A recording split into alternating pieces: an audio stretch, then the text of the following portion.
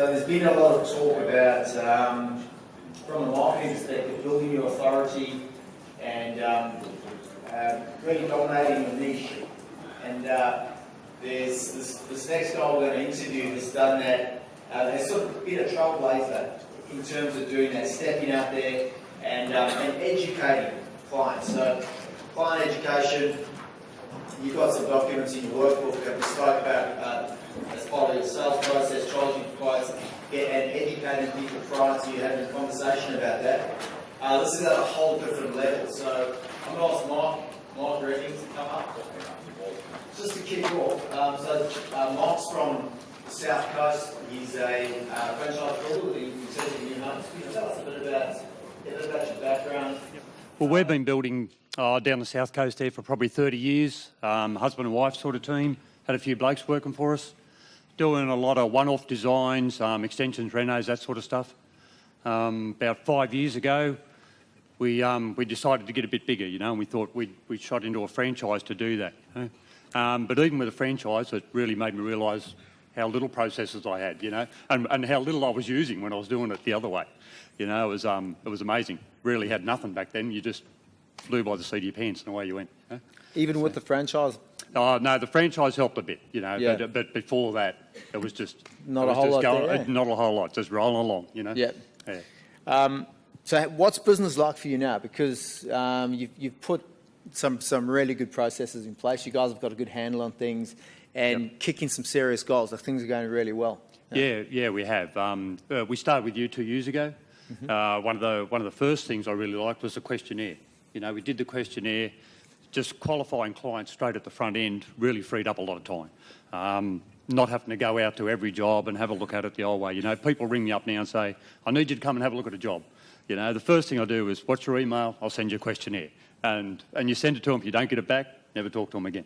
Yeah, because you guys get a high volume of inquiry coming through. You're well known in the area, good reputation, so you get a lot coming through. So that would have just cut away a whole lot of absolutely. conversations. Yeah, took out a lot of wasted time for sure. Yeah. So that helped a lot, and then all the other processes we put in place as well. Charging for quotes, big one for you guys. Prelims. I mean, now it's like second nature to you. Absolutely. We start a lot of conversations with that.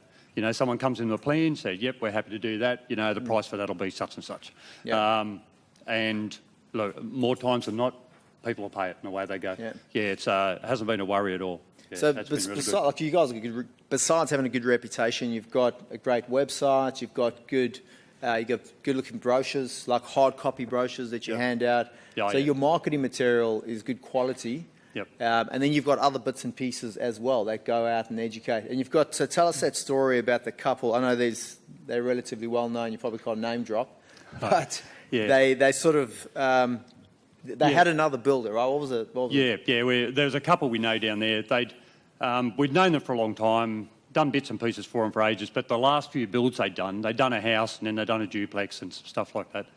They had a builder who I also knew the builder, and he was a good builder, did good work. And they were happy with him? Very, very, yeah. They were happy with him all the way through, but he was a bit old school, He sort of, didn't even do much email or anything, He was very old school, but did good work. But they gave me a ring and said, we're going to do this house over the road. It's a major reno, probably 450, 500,000 sort of reno. Could you come and have a look at it? And I went around. I thought, this is a bit strange. Why aren't they calling the other bloke who they always use? And it was only when I got there that I said to him about, or he said, oh no, look, we'd seen your stuff. We'd looked at the website. We see what you do. We're happy to go that way. And I says, all rightio. I says, well, for what you want, it's going to be $5.5 grand for me to get some gear together. And he said, no worries, send me the thing. He paid the money the next day, and it was just off the information that we had there on the website and on the brochures and all that sort of stuff that he'd seen. That's pretty profound. So they had a builder who they'd used that they were happy with, and they were sort of probably fishing around trying to get another quote, as most people do. And then because they did their due diligence with you and read your material, and there was a $5 grand prelim, and they still went with you guys. Even though you were untested, there must have been that much in there to build your authority and trust. Yeah. So that was just to get some concepts of designs. We got a contour, a few things like that. That got us to there. And then he said, oh well, can we go to approval stage, you know. And I said, oh, yeah, well, it's another 7-7. Same thing. Gave him the invoice, he paid the next day. You know, so off he went. Beautiful. So Yeah, that's and we're starting that one next week. Oh, really, So I yeah? have to start excavating next week, yeah. Man, I love it. I just love those stories. Every time we speak, there sort of seems to be more of those. So your volume of work's increased, your margins have increased. Yep. You've got have done a couple of house and land packages yourself. Yep. You're busy. You're about to start a display home. Yep, as well. slab went down last week for the display home, frames next week for our first one. So we've never done a display home before, but so that's pretty exciting.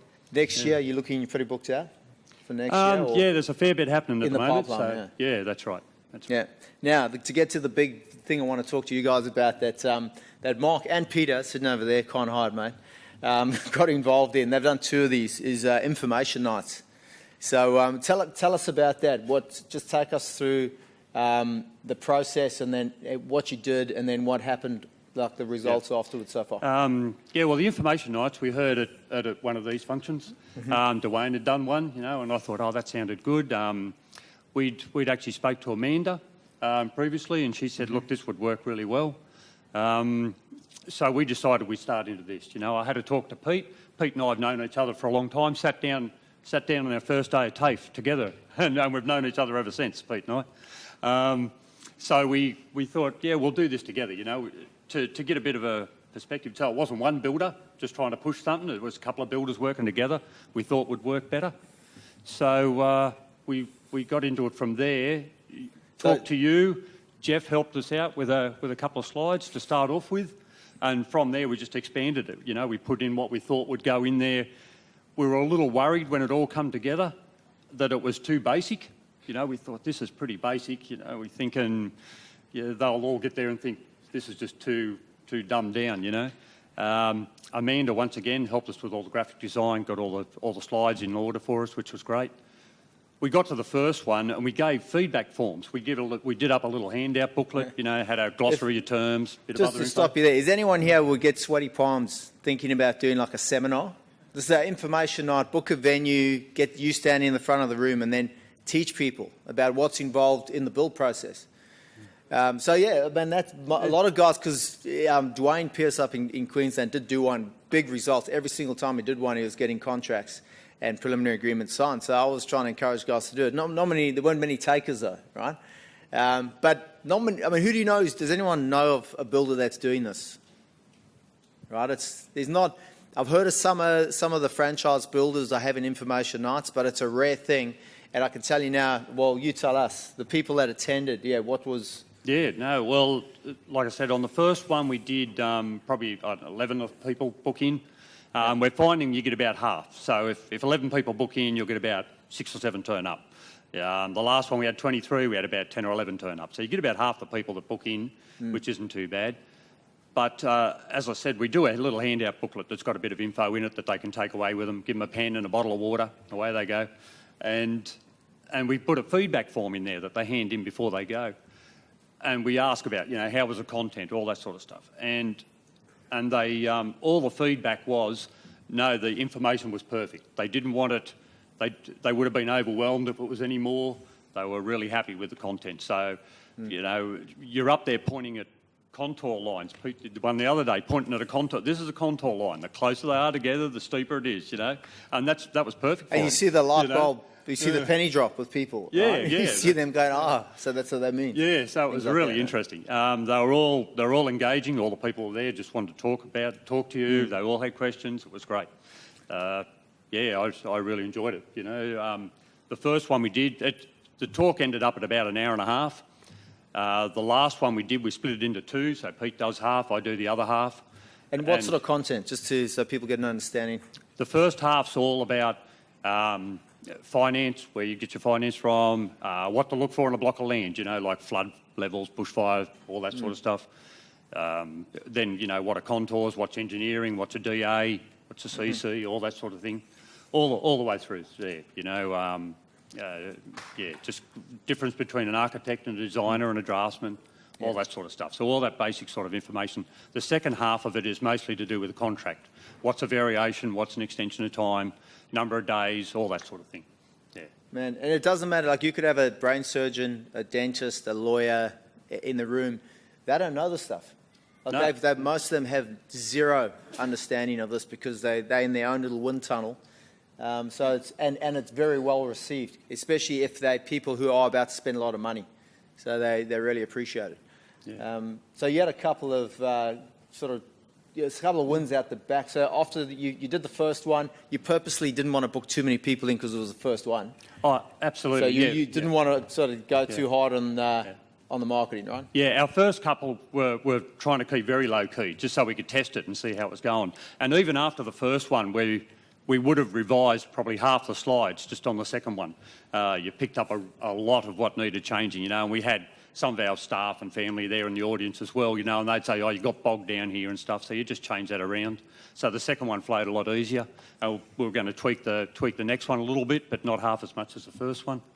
And away it went from there. The people were really good. And we wanted to keep it low, and we think as we go on, and we want to try and push it a bit harder and get a few more people, we would then talk to like land developers, real estate agents, that sort of stuff, and get the ad on their database, and away it would go, and that'd get it to more people and spend a bit more money on SEOs and stuff. You can get specialist speakers in, like Pat, you're about to do one, right, with certifiers, a real estate agent and a broker, finance? Yeah. Yeah. So- We've been thinking town planners and all that sort of stuff, yeah. So the content's great. Like I know with Dwayne, I know with you guys, the people were very appreciative. Like there's people that listen to the content and go, "You just saved me $50,000." It's huge for the A grade prospects that are in the room. But also when you stand up to present, I think Guion said this. I've read it on his website. Every time you stand up to speak or present in front of a group, you audition for leadership. So you get a lot of respect and authority just by virtue of the fact that you do that. And when there's good content as well, it goes a long way. So, sorry, Cam, did you have a question? Where did you market to harvest the right clients from? How did you do it? No, we just put it on our Facebook page. Is where we did. Pete and I, we just put it on our Facebook page each, and away we went from there. And as we said, probably spent, I don't know, $70 or something on SEOs. Yeah. Pete's got a developer with 1,500 people, right? Database of 1,500 people, and they want these guys to do one just for them. But then there's architects, designers, real estate agents. It just goes on and on. So this is something new. So you could be, if no one's done this in your area, in your community, you could be first in. And you will always be able to claim that. If you post it on your Facebook page or your website or whatever. Yeah, Roman? What sort of venue did you use? There's a place just down the road from us. It's a cafe, and they've got a couple of rooms out the back that they let out. So we just let one of those rooms out. It had, the overhead projector so it can do the slides and stuff like that. Just tea and coffee. That's all we did. The last one we did, Pete's daughter made some homemade biscuits. They went down a treat. So that was always good. I know, so there was none of them left. But yeah, it was just a little room. Just it didn't have to be very big at all. It probably cost us, I don't know, might have cost us $400 for the night, something like that. And once you had the slides, it was easy. Like Amanda helped you put some great slides together, and then it was just telling stories. So you could quite easily, you guys would all have war stories, just examples of things that have happened that will help people. Here's the pitfalls to avoid. Here's things you need to know. The time fills up really easy. Where we have a set of slides that go up on there, and then Peter and I work on the same slides, and we have a few notes written in red, but just really basic notes. Because as you go through it, like, everyone's got the same stories, we'll talk about, hidden costs that can turn up on site. If you're doing a reno, you dig up the back veranda, there's a heap of asbestos under the ground, You just tell those sort of stories, and it was no dramas at all. They, just filled in the time. They were really appreciative of it. Yeah, and it gives them an understanding of what can happen. Yeah. So the feedback was great. I know you sent me copies of the actual wording on the feedback forms. People saying this was outstanding, loved it, really useful, thanks so much. Yeah. But let's talk about tangible results, because you had a couple in particular. So there was a lady that you had spoken to months ago, and she came to your first one. Is that right? Or the no, there was one we spoke to months ago. She come to the second one. Okay. And yeah. I noticed it on Facebook because her husband, we noticed he had a comment underneath it that said something to his wife that said, "Oh, we should go to this." I noticed his wife turned up at the next one. This was only last week. And then a couple of days ago, she comes into the office with our sales girl. We've got a sales girl in there, and she come in and said, "Look, this is the plans we've got. You know, can you price this for me?" We often do a bit of a ballpark first off to get them going, you know, and say, "Oh, we'll give you a ballpark for nothing." And she said, "No, I'm not interested." She said, "Just tell me what the prelim is. I want to go with you. You're going to be my builder." So that's what she started off with, you know. So it was easy as. That's the level of authority we're talking about, where people sit in a room and then just go, "That's it, I'm making it, mine made up." Yeah. So that was one. So she paid prelim? Yeah, well, so she would have sent it to her yesterday. Yeah. It is, sorry, I forgot to mention, this is hot off the press. So the second information night was last week. The first one was 4 weeks, 3 weeks prior to that? 5 weeks prior to that. Five weeks prior to that, okay. So they're fairly recent. Then there was another example. You had a husband came to the first one. Oh, yeah, the other way around. Yeah, wife come to the first one and sat there and listened to it all. And then the second one, the husband came. So she'd send him along to the next one. And then, you know, a couple of days after that, they both come into the office and they were talking to the sales girl, you know, and just said, "This is what we want to build," and away we go from there, you know. And the other thing is, Pete and I do different stuff. I do a bit more project sort of stuff and a little bit of custom. Pete does a lot of custom stuff, you know. So the different people in the audience could then gravitate to whoever suited them best, you know. I noticed Pete was talking to a bloke who's doing a custom place up near Stanwell Park, you know, so he'll probably go that way. So it gives people, you know, an option too with builders that do different stuff. Yeah. So this is really new information. Wanted to share it with you guys. I reckon it's big. It's huge, and it's in line with you know, educating people and helping change perception of the industry. But it takes real gonads, man, to do something when not many other people are doing it. So big respect. What's your, just before we finish up, your end game, Mark? What's your real thing you're aiming for? Well, in the short term, over the next 3 years, I want to try and work to being faceless, as has been said a lot here. This is what I've been aiming for. At 30 years at the front of the business, you want to sort of start stepping back, let other people be at the front of it. I've got a couple of good supervisors now, so it's and that's worked really well. Letting go and not going to the job every morning was a big thing. So being able to step back over the next few years, and then as the business keeps going, and it's been mentioned here today too about retirement. You know, I like people in the building industry. I like talking to tradies. I like talking to builders. I couldn't see retiring and then not talking to any of them, you know. So I'd like to be involved in the business as it goes on. So you just want to step back, have your couple of days a week as it goes along. So not quite into retirement, but have a little bit going all the time. That's my plan. Yeah. Fantastic, man. No, awesome. Thank you so much, Mark. Appreciate it. No worries at all.